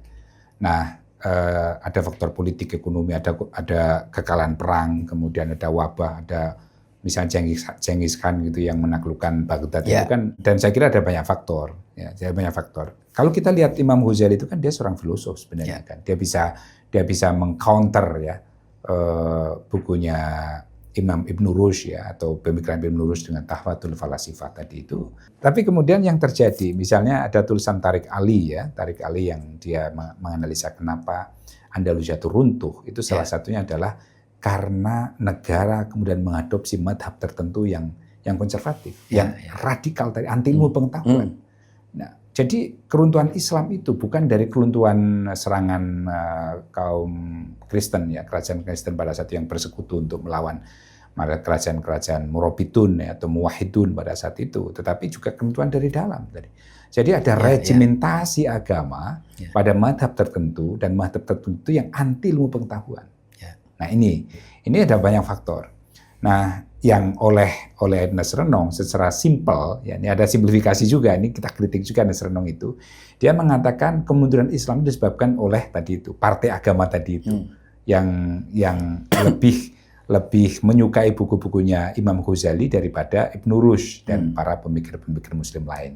Ini Nasranong. Meskipun saya setuju ada banyak faktor lain, ada faktor yang bersifat matters gitu ya. Karena gini, kalau laboratorium fisikanya udah nggak ada ya orang sekolah agama semua. Betul, sekolah agama semua. Tapi kalau laboratorium fisikanya masih ada, mungkin orang juga akan banyak belajar fisika. Nah, saya ingin kembali pentingnya filsafat. Tradisi filsafat ini kita introduksi di dalam sistem pendidikan kita. Untuk memberi fondasi. Ya. Bahkan bukan hanya di perguruan tinggi aja banyak fakultas ya yang tidak mengajarkan. Tapi sekarang misal UIN kan udah banyak juga membuka jurusan-jurusan non keagamaan ya. Betul. Nah ini menarik ya, Bung Safik. Jadi ketika saya di Prancis saya menemukan begini. Jadi filsafat itu menjadi tradisi berpikir, ya kan? Dan itu diajarkan dari sejak TK, bahkan PAUD. Di PAUD itu kita gurunya nanya kepada peserta didiknya, yang learner gitu ya, kursi itu apa? Kursi itu seperti apa? Kursi itu terbuat dari apa? Dan si anak ini bisa menjelaskan kursi itu seperti ini, macam-macam, bukan hanya dengan 4 kaki, tapi ada yang mungkin 3 kaki atau 2 kaki, karena bukan hanya 4 kaki kursi gitu. Jadi dia bisa menjelaskan. Maka kalau kita lihat pemain bola itu kalau ditanya gitu. Coba pemain Indonesia ditanya itu. Kadang politisi juga kalau ditanya juga. Kalau kita menyaksikan memang statement-statement publik dari pejabat kita atau bahkan olahragawan yang berbeda. Iya kan? Saya penggemar bola, jadi kalau baca misal press conference pelatih pasca pertandingan itu kalimatnya aja, diksinya aja bagus-bagus. Gitu. Nah, ini karena mereka diajari cara berpikir filosofis. Jadi mengenal. Jadi filsafat sebagai ibu pengetahuan. Ibu pengetahuan, termasuk di fakultas-fakultas sains ya. Misalnya teman saya yang belajar matematika, itu dia belajar filsafat matematika. Kedokteran pasti dia akan fondasinya adalah belajar filsafat.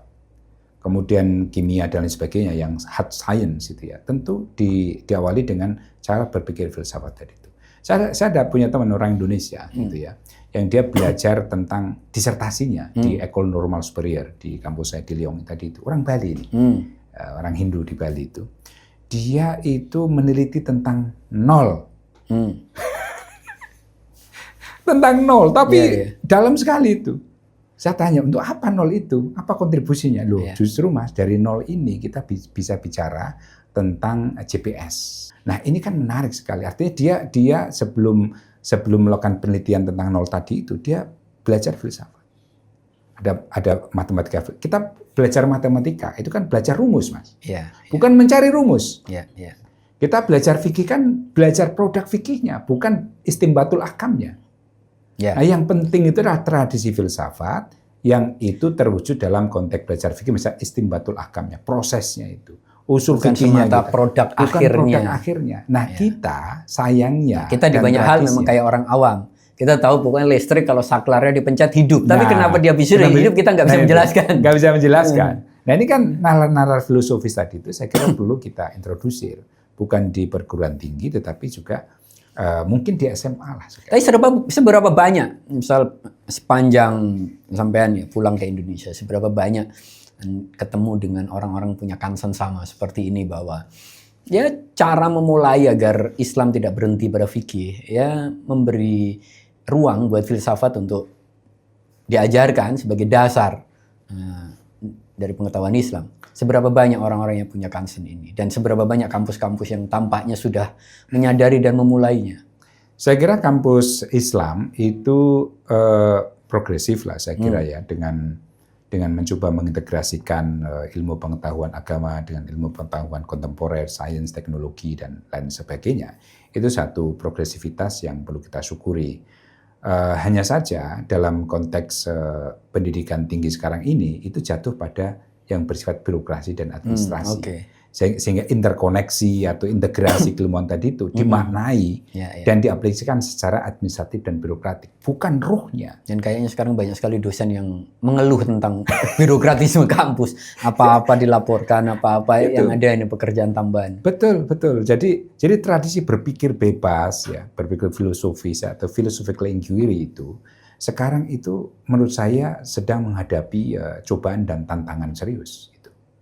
Karena ada rejim birokratisme, rejim administrasi yang menjebak para dosen, para peneliti misalnya pada urusan yang bersifat administratif.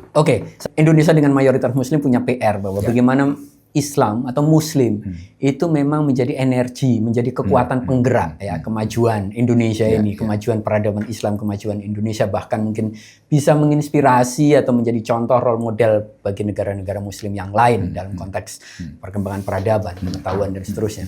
Tetapi Indonesia yang mayoritas Muslim ini juga sering diharapkan menjadi tulang punggung kekuatan civil society di Indonesia. Jadi kita geser agak ke politik. Karena tantangannya hari ini kan bahwa ya kemajuan atau kemunduran sebuah bangsa ya dipengaruhi oleh mungkin alam pikir masyarakatnya, tapi juga dipengaruhi oleh kekuasaan, struktur atau the ruling class yang sedang memegang setir ini Indonesia. Nah, sama melihat bagaimana kondisi umat Islam hari ini sebagai kekuatan civil society, ya. Atau terutama Muhammadiyah misalnya. Mungkin umat Islam ya, secara umum. Kan tahu awal-awal reformasi sampai sekarang ya. Gitu. Ini menarik dan isunya nyerempet-nyerempet juga gitu. Tapi perlu kita diskusikan juga gitu sebagai fakta sosial ya. Saya kira perlu diskusikan. Saya kira kalau kita bicara tentang civil society atau kekuatan Islam di Indonesia, itu kontribusinya luar biasa bagi Republik ini. Bahkan Republik ini itu sebagian besar itu didirikan oleh ormas-ormas keagamaan. Jadi tradisi intelektualisme dan sosial keagamaan itulah yang mendirikan Republik ini. Berbeda dengan misalnya negara-negara lain. Di Timur Tengah saya kira itu bukan tradisi civil society. Bukan tradisi. Sulit menemukan organisasi civil society seperti NU Muhammadiyah ya di Timur Tengah. Atau misalnya di Malaysia juga tidak seperti itu, di Singapura apalagi. Nah, Indonesia itu unik, khas. Mungkin Bob Hefner mengatakan itu eksepsional, keistimewaan Indonesia. Nah, karena itulah kemudian civil society itu menempati ruang besar untuk mempengaruhi hajat hidup orang banyak ya melalui kekuasaan politik tadi itu. Maka dalam sejarah Indonesia itu kan kekuatan Islam besar di Indonesia, NU Muhammadiyah selalu aktif dan hadir untuk merumuskan dan mungkin dalam beberapa periode itu terlibat di dalamnya gitu ya. Pada awal kemerdekaan kita tahu ya NU Muhammadiyah dan juga ormas-ormas Islam keagamaan lain atau partai Islam lain kan dilibatkan ya. Itu satu fakta keras yang tidak bisa kita hindari. Terus kemudian pada masa Orde Lama, saya kira juga agama atau ormas keagamaan juga muncul hadir dan juga terlibat di dalam pemerintahan melalui Nasakom, konsep Nasakom, nasionalis, agama dan komunis. Agama di situ kan diwakili oleh Partai NU, kemudian Perti dan lain sebagainya itu. Nah, saya kira ini mengindikasikan terlepas dari persoalan-persoalan di dalamnya, mengindikasikan bahwa Islam di Indonesia itu tidak bisa dilepaskan dalam konteks pemerintahan di Indonesia gitu. Kemudian Orde Baru ya. Orde Baru meskipun pendekatannya lain ya. Kita melihat Islam itu dalam perspektif kalau yang Islam politik itu dimarginalisasi, kemudian Islam kultural itu kemudian diberi ruang oleh Orde Baru. Dan saya kira NU dan Muhammadiyah mendapatkan tempat yang cukup luas ya pada saat itu sebagai Islam, manifestasi dari Islam kultural di Indonesia. Sehingga NU dan Muhammadiyah tidak likuidasi gitu ya. Meskipun dalam beberapa hal itu ada marginalisasi. Ada dekonvensionalisasi gitu ya. Yang dilakukan oleh Orde Baru terhadap Islam di Indonesia. Asas tunggal misalnya kan jelas sekali sebagai bukti dekonvensionalisasi Islam di Indonesia. Kemudian setelah reformasi ini. Nah, ini yang membedakan relasi kelompok Islam di Indonesia, terutama NU Muhammadiyah dengan negara dibandingkan dengan orde-orde sebelumnya. Di orde sebelumnya, Islam itu dicurigai. Islam itu mengalami domestifikasi, terutama pasca Orde Baru. Jangan sampai Islam ini jadi kekuatan politik. Maka kan kemudian apa istilahnya itu? Kalau pohon yang bikin kita sakit apa? Durinya. Durinya itu kemudian dilepas gitu ya. Nah, yang dalam bentuk domestifikasi, dekonvensionalisasi dan lain sebagainya itu Islam kultural mungkin. Nah, di masa Orde Baru ini kita lihat juga reformasi itu kan tokoh-tokoh Islam itu yang menggerakkan. NU, Muhammadiyah. Maka sejak reformasi itu kita melihat fenomena baru, relasi agama atau civil society Islam dengan negara. Jadi civil society Islam ini masuk di dalam penyelenggaraan negara. Ya kita tahu Gus Dur pernah jadi presiden, Amin Rais jadi ketua MPR, terus kemudian ketua DPR-nya itu Akbar Tanjung. Ini kan manifestasi dari simbol kebersatuan antara civil society Islam dengan negara. Dan itu berlanjut sampai sekarang, Mas. Ya mungkin apa dampaknya yang Anda lihat? Dampaknya kelompok sivil Islam itu mengalami penurunan daya kritis di dalam melihat negara gitu. Karena negara ini kalau kita baca Thomas Hobbes itu kan Leviathan sebenarnya. atau Max Weber itu kan negara itu bisa melakukan tindakan kekerasan atas nama negara. Ini kan bertentangan dengan civil society. Dengan ormas Islam yang civilized, ya. Peradaban kan tidak selalu menggunakan kekerasan, kan tidak. Jadi ketika civil society bertemu dengan negara, bahkan bergandengan, ada sesuatu yang harus dikompromikan. Nah, terutama terutama civil society itu. Pertanyaannya begini, siapa yang lebih kuat? Negara atau civil society? Kepentingan negara atau kepentingan civil society? Siapa yang memanfaatkan siapa? Nah ini. Nah kalau kita lihat setelah reformasi ini ada kebersatuan atau wahdatul wujud. Mungkin bukan dalam pengertian yang total. Kenapa itu terjadi? Atau itu mungkin dipengaruhi oleh doktrin keagamaan juga? Selain ruang terbuka yang tercipta reformasi, kita mengenal misal ayat atiullah wa atiur rasul wa ulil amri minkum. Saya kira itu salah satu pendorong yang memperkuat ya relasi negara dan agama setelah reformasi yang lekat, yang kemudian rapat begitu, bahkan bukan hanya sinkronisasi tetapi bergandengan tangan masuk di dalam pemerintahan gitu. Meskipun ada kontestasi di dalamnya ya. Kalau kita lihat misalnya pada masa awal-awal gitu kan, itu ada kelompok modernis, kelompok tradisionalis itu kan masuk di dalam kepengurusan negara dan pemerintahan. Terus kemudian pada masa Gus Dur juga masih ada di situ. Kemudian Megawati. Nah, yang membedakan itu kan ketika masa SBY. Nah, SBY itu ini menarik ini. Di SBY ini justru SBY dekat dengan kelompok-kelompok Islam konservatif. Mendasarkan kebijakan-kebijakan negaranya atau pemerintahnya pada fatwa-fatwa ulama, MUI misalnya itu kan. Nah, kita tahu itu. Sedangkan kelompok Islam moderat seperti NU dan Muhammadiyah praktis tidak mendapatkan tempat. Nah, kemudian pada masa Jokowi, di masa-masa awal 2 tahun pertama, Jokowi itu tidak ngeh atau tidak memahami struktur politik bangsa Indonesia yang banyak dipengaruhi oleh kekuatan Islam atau kekuatan agama. Nah, 2 tahun pertama kan dia I don't care dengan agama, dengan Islam dan sebagainya, dia lebih ke ekonomi gitu.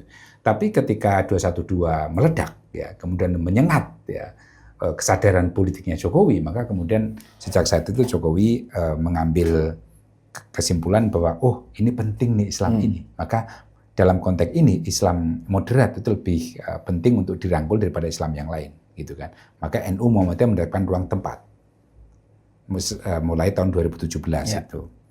Dan tampaknya ya NU Muhammadiyah dalam tanda kutip menikmati juga. Artinya makanya bahwa satu sisi ada harapan NU Muhammadiyah sebagai organisasi terbesar melakukan check and balance, kritik, kontrol. Tapi satu sisi dengan ruang terbuka dan menjadi bagian dari kekuasaan merasa mendapatkan manfaat. Jadi bagaimana? Saya melihatnya ini semacam ini ya. Umat Islam itu kan mengalami alienasi dan marginalisasi ratusan tahun silam sejak kekalahan Sultan Agung menyerang Batavia itu kan kalah dulu. Kerajaan Islam itu kan ekonomi politiknya kuat, tetapi kemudian kalah sampai sekarang. Jadi ada perasaan alienasi dan marginalisasi umat Islam secara politik teralienasi dan termarginalisasi secara ekonomi juga. Jadi setelah reformasi, Bung Syafiq, NU Muhammadiyah itu melihat peluang, gitu ya, peluang untuk bersama-sama pemerintah membangun negara. Nah ini yang tidak ditemui di periode-periode sebelumnya atau orde baru atau orde lama sebelumnya gitu kan, relatif mengalami penyempitan atau marginalisasi peran gitu. Nah di reformasi ini kita tahu sejak reformasi itu kan tokoh-tokoh Islam juga, santri-santri juga yang kemudian mereka terlibat di dalam penyelenggaraan negara pasca reformasi dan itu sampai sekarang. Nah dalam konteks ini sebenarnya kenapa NU Muhammadiyah misalnya itu mau bergabung dengan pemerintah menjalankan kekuasaan negara dan sebagainya, Karena saya kira ini juga diinspirasi oleh pengalaman pahit ya di dalam sejarah Islam, di dalam konteks marginalisasi dan alienasi politik dan ekonomi umat Islam. Kita tahu sejarah misalnya Sultan Agung ya itu dulu menjadi raja Jawa Muslim yang dia punya kekuasaan ekonomi dan politik kuat gitu. Tapi setelah kalah ya di Batavia, itu kemudian enklav-enklav atau gilda-gilda ekonomi yang dikuasai oleh Kesultanan Mataram Islam itu runtuh. Dan itu sampai sekarang implikasinya. Maka umat Islam ya saya kira NU maupun Muhammadiyah punya perasaan yang sama itu. Apa perasaannya? Perasaan alienasi dan juga marginalisasi politik dan ekonomi di negara yang NU dan Muhammadiyah atau kelompok Islam lain itu turut melahirkannya gitu. Nah, perasaan itulah yang kemudian mengundang mereka untuk bergabung ya dengan penyelenggaraan negara dengan pemerintahan setelah reformasi ini. Jadi kalau ditanya siapa yang paling mengambil untung dari sini, negara atau ormas Islam, saya kira mungkin dua-duanya dalam berbagai sisi gitu ya, sesuai dengan kepentingan yang masing-masing gitu. NU Muhammadiyah mungkin sekarang sudah terlibat di dalam pengurusan atau penyelenggaraan negara atau kekuasaan. Tetapi kalau kita lihat secara kritis itu kan tertentu juga. Mungkin tidak bisa dikatakan marginal. Paling di NU dan Muhammadiyah diberi untuk kementerian yang sesuai ya dengan habitus NU Muhammadiyah. Ya. Amal usahanya NU dan Muhammadiyah. Kementerian Agama untuk NU, Kementerian Dikdasmen atau Pendidikan Tinggi untuk Muhammadiyah atau untuk yang lain gitu. Nah, tetapi kementerian-kementerian lain yang strategis misalnya Kementerian Keuangan, Kementerian Dalam Negeri, Kementerian Luar Negeri yang lain kan praktis tidak diberikan kepada NU dan Muhammadiyah. Nah, jadi secara politik memang NU Muhammadiyah itu bisa mengambil manfaat. Tetapi oleh negara tetap, sebenarnya manfaatnya kalau dilihat sebenarnya seberapa besar? Nah, artinya gini, apakah pemberian Kementerian Agama ke NU, Kementerian Pendidikan ke Muhammadiyah itu sebenarnya memuaskan secara simbolik aja, secara politis, atau benar-benar bahwa itu berdampak kemudian memberikan manfaat atau keuntungan buat misal konteks Muhammadiyah misalnya sekarang. Konteks Muhammadiyah. Kementerian Pendidikannya Kementerian Pendidikan. Apakah benar-benar Muhammadiyah kemudian menikmati? Betul. Karena misal sekarang Menteri Agamanya NU gitu ya. Kalau saya ditanya apakah benar-benar memberi manfaat besar buat NU, misal madrasah NU, pesantren NU? Kayaknya enggak juga kayaknya. Jadi kayaknya enggak juga. Makanya dalam konteks Muhammadiyah misal kita lihat aja ya, setelah reformasi misalnya ada Pak Malik Fajar pernah menjadi Mendiknas lah pada saat itu. Terus kemudian ada Yahya Muhaimin. Bahkan sebelum Yahya Muhaimin itu kemudian Malik Fajar, terus kemudian Bambang Sudibyo.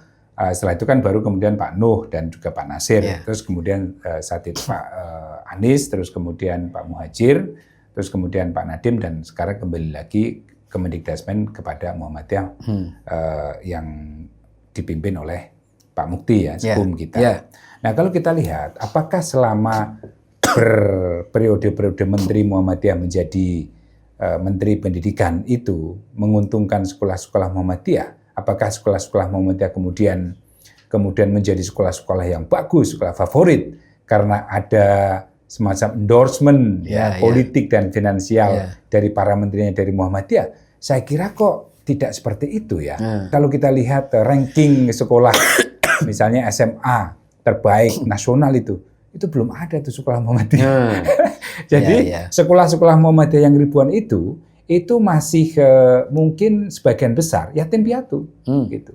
Jadi kalau dalam konteks seberapa beruntung atau bermanfaat Muhammadiyah mempunyai menteri pendidikan dari Muhammadiyah, kok tampaknya tidak ada korelasi yang cukup positif. Makanya gitu. Artinya itu untuk memuaskan apa? Saya kira itu simbolik saja, simbolik power gitu. Jadi nalar warga mungkin Muhammadiyah atau NU itu kan masih nalar simbolik, Mas. Jadi wah itu menterinya itu dari Muhammadiyah, oh itu menterinya dari NU, bangga gitu loh. Tetapi dampaknya secara nyata itu mungkin kurang. Gitu. Sementara ada harga yang harus dibayar, misal menjadi nggak enak kritik pemerintah atau apa gitu. Nah, ini dampak menurut saya negatif dari inklusi civil society dalam penyelenggaraan negara. Jadi yang watak dasar civil society itu kan berada di luar negara, gitu kan. Tetapi ketika aktor-aktor civil society tadi itu masuk di dalam penyelenggaraan negara, maka tentu saja ada harga yang dibayar. Misalnya tidak bisa kritis ya. Dibandingkan ketika civil society tadi itu atau ormas keagamaan tadi itu berada di luar negara. Ketika dia masuk kan nggak enak, gitu. Apalagi tokoh-tokoh kuncinya itu ada di pemerintahan atau terlibat langsung dalam penyelenggaraan negara. Itu kan ya ada persoalan di sana itu. Nah, maka dalam beberapa hal kita bisa menimbang seberapa manfaat atau seberapa tidak manfaatnya itu dari. Saya kira manfaatnya ada ya, manfaatnya ada, inklusi, terus kemudian struggle from within misalnya itu. Pertanyaannya bukan manfaatnya ada atau enggak, sebanding atau tidak. Tapi sebanding atau tidak. Tapi saya kira nggak ada masalah. Saya setuju dengan pandangan bahwa civil society itu atau intelektual atau siapapun yang memang mampu memimpin negara itu, ya silahkan meskipun dia dari latar belakang apapun, termasuk dari latar belakang ormas. Kalau ada tokoh NU atau aktivis NU yang memang dia kompeten di dalam urusan penyelenggaraan negara, ya silahkan. Kemudian ada tokoh Muhammadiyah yang memang bagus, kader terbaik, ya silahkan saja. Gitu. Tetapi menurut saya sebagai civil society itu kita tidak boleh melepaskan dari tradisi atau habitus kita sebagai civil society yang dalam konteks teori modern, politik modern itu, civil society dan negara itu kan sejajar. Tapi apakah NU dan Muhammadiyah itu berangkat dari tradisi civil society yang itu? Karena kan NU misal NU itu kan ya organisasi keagamaan didirikan, kanselnya dulu terkait kebebasan bermadhab di Haramain, kan. Kemudian penyelenggaraan pendidikan. Jadi kansen utamanya di situ. Muhammadiyah juga pendidikan, pembaruan pemikiran. Nah, kalau menurut saya dua-duanya ini sebenarnya civil society bukan dalam pengertian Barat, tapi civil society Indonesia yang tumbuh dan berkembang di ruang Indonesia, gitu. Yang tentu saja berbeda dengan civil society yang ada di luar Indonesia atau dalam perspektif Barat itu berbeda, gitu ya. Nah, menurut saya ini menarik juga. Yang ini tidak ditemukan di negara-negara Muslim lain. Ada NU dan Muhammadiyah yang punya kontribusi besar secara politik, sosial, kebudayaan, dan juga saya kira ekonomi sekarang ini dalam konteks kebangsaan. Nah, ini yang membedakan civil society Indonesia dengan yang lain. Nah, terkait dengan NU dan Muhammadiyah atau Muhammadiyah dan NU, Muhammadiyah dan NU ini kan lahir bukan vis-a-vis dengan negara, tetapi bagaimana mengayun secara cerdas dan cerdik supaya gerakan sosial dakwah keagamaan itu tetap langgeng, tetap lestari, tetap tumbuh dan tidak kemudian diberedar oleh negara, ya kan? Nah, misalnya pada masa-masa awal, Muhammadiyah itu kan bisa eksis sampai sekarang, itu kan tidak lepas dari peran negara. Kalau dulu kan kolonial ya, sekarang pemerintah Indonesia. Artinya tradisi semacam oposisi ya di Muhammadiyah itu saya kira tidak. Dan menjadi salah satu butir dari doktrin di Muhammadiyah itu kan kita membantu negara, gitu ya. Membantu ada negara. Itu ya, ada poinnya itu. Ada poinnya itu. Ada poinnya membantu negara. Ya, saya pernah mendengar itu dari ketua PWMU Muhammadiyah. Iya kan. Yang backgroundnya NU itu. Siapa? Pak Tafsir kan. Membantu negara. Meskipun di sana ada doktrin amar ma'ruf nahi mungkar. Nah, jadi dalam konteks membantu negara itu juga membantu negara secara kritis dan konstruktif gitu. Jadi bukan oposisi. Ya kan, karena Muhammadiyah itu tidak pernah menjadi partai politik. Yang punya cita-cita untuk misalnya mencapai kekuasaan tertentu dan sebagainya gitu. Jadi kita betul-betul kekuasaan kita adalah kekuasaan yang high politics, bukan low politics gitu ya. Jadi membangun masyarakat yang Islami dan sebagainya itu. dengan cara apapun ya, termasuk dengan cara politik dan sebagainya. Tapi secara organisasi Muhammadiyah itu bukan organisasi politik dan tidak punya, kalau menurut Buya Ahmad Syafi'i Ma'arif itu kan tidak punya DNA untuk beroposisi melawan negara itu. Okay. Nah, gitu. Meskipun ada doktrin amar ma'ruf nahi mungkar, jadi kritis terhadap negara, tapi kemudian tidak beroposisi atau melawan negara, kan tidak pernah. Dan ini kemudian disegel itu melalui doktrin Darul Ahdi wa Syahdah. Jadi Muhammadiyah melihat negara itu sebagai kontrak, ya, kontrak sosial dan politik yang sudah kesepakatan, ya, sudah tidak bisa diubah-ubah. NKRI ya bagi Muhammadiyah itu ya Darul Ahdi, perjanjian kita. Nah, tetapi kemudian dibuka lagi yaitu dengan Darus Syahadah, yaitu kontribusi. Jadi Muhammadiyah itu sudahlah kita akui Indonesia itu sebagai NKRI yang harga mati mungkin dengan bahasanya NU gitu ya, atau Darussalam gitu. Tetapi kita berkontribusi Darus Syahadah. Ya, jadi negara persaksian. Bagaimana kita bisa berkontribusi untuk membangun negara ini? Lagi-lagi kan membangun, berkontribusi. Jadi DNA misal oposisi gitu tidak ada memang. Nah, karena itulah kemudian yang menciptakan ruang ya bagi Muhammadiyah dan saya kira juga NU untuk masuk terlibat di dalam penyelenggaraan negara ini. Memang konsekuensinya itu sekarang ya dalam beberapa mungkin bulan terakhir itu atau tahun terakhir NU dan Muhammadiyah dianggap banyak kritik ya, misalnya apakah NU Muhammadiyah masih menjadi civil Islam atau sebaliknya uncivil Islam, gitu kan, seperti kalau kita ingin meminjam istilahnya Hefner itu kan. Kalau kita baca Hefner itu kan civil Islam itu kan betul-betul ada dan tumbuh ya di dalam NU dan Muhammadiyah. Nah, sekarang dalam beberapa tahun terakhir, mungkin sejak tahun 2017 sampai sekarang, ketika Muhammadiyah dan Nahdlatul Ulama terlibat langsung di dalam penyelenggaraan negara, meskipun keterlibatannya juga segmented tadi itu di Kementerian Agama atau Kementerian Pendidikan Nasional atau Kementerian Sosial, 3 bidang ini saya kira yang menjadi bidang garapnya NU dan Muhammadiyah. Itu tadi Bung Syafiq mengatakan sebanding tidak gitu.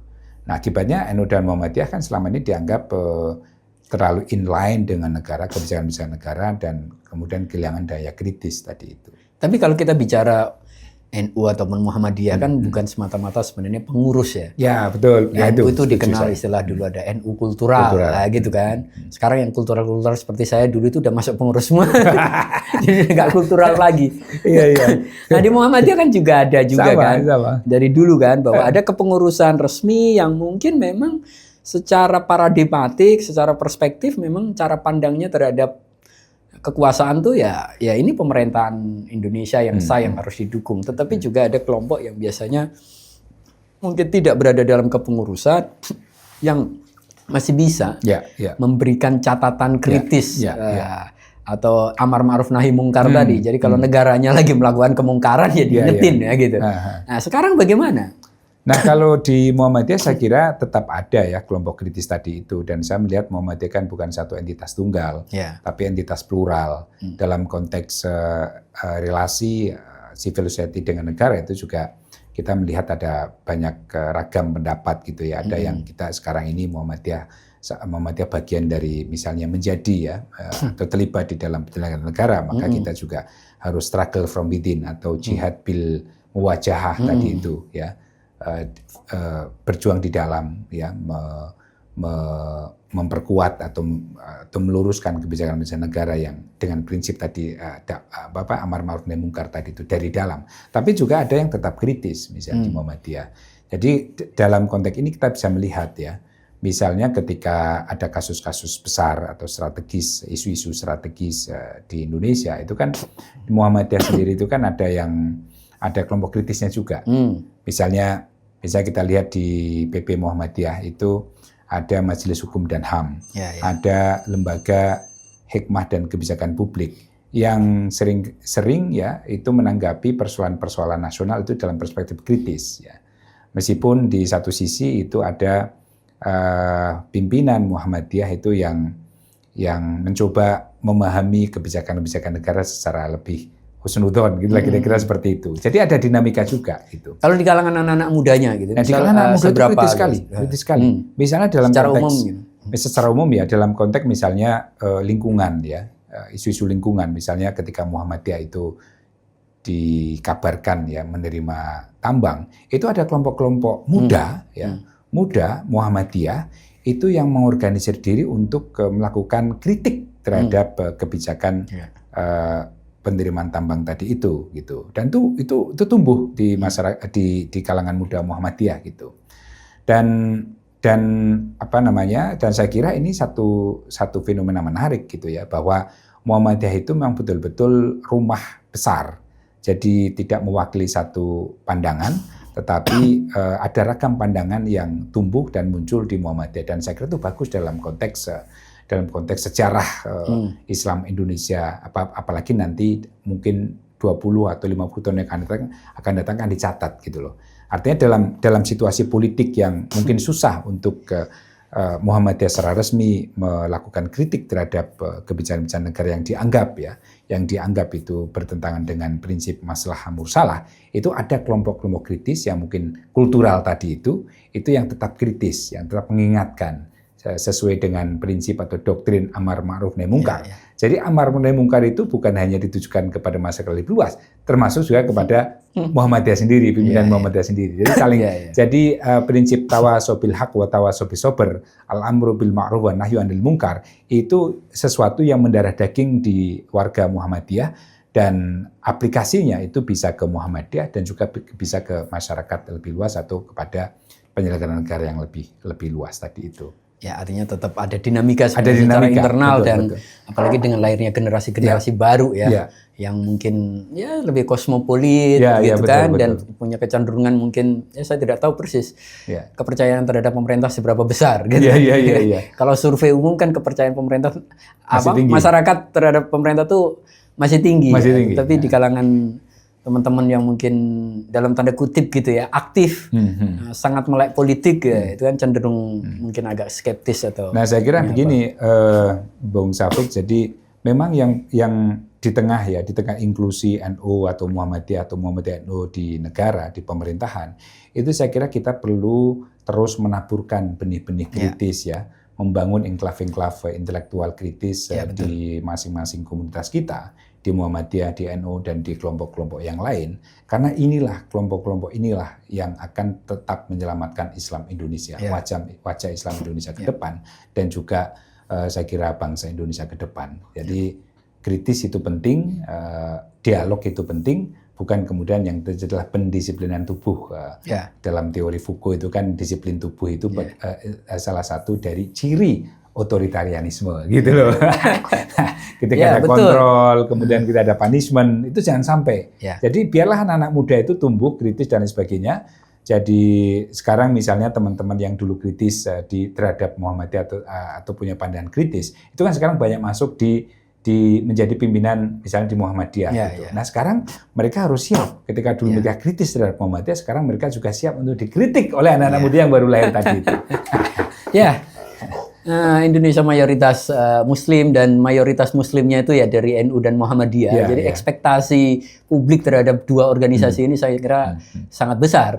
Jadi bahwa memang ekspektasi untuk mungkin mengerjakan kerja-kerja tradisionalnya dalam bidang pendidikan keagamaan dalam tanda kutip, tapi juga ada ekspektasi untuk melakukan dalam tanda kutip peran-peran politik yang memastikan agar jalannya politik Indonesia itu benar gitu. Jadi itu saya kira memang harapan besar, ekspektasi besar yang mungkin dimiliki oleh publik, karena saya pribadi sangat sering kalau bicara di forum di apa selalu ditanya NU gimana.